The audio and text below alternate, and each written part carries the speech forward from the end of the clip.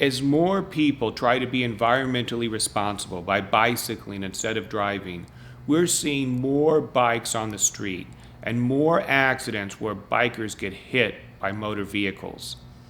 When a car or truck strikes someone on a bicycle, it almost always causes serious injuries or tragically death.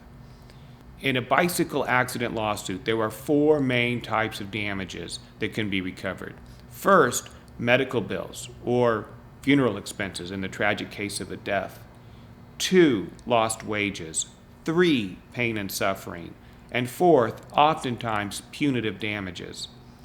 The problem is that oftentimes the law only requires a driver to carry as little as $15,000 in insurance coverage, and many drivers carry only that minimum. But $15,000 is rarely enough to compensate the victim for the serious injuries in a case like this. If you or a loved one was the victim of a bicycle accident, we invite you to call us here at Schaus Law Group. We will devise a plan to hold the driver responsible and to get you the maximum possible settlement.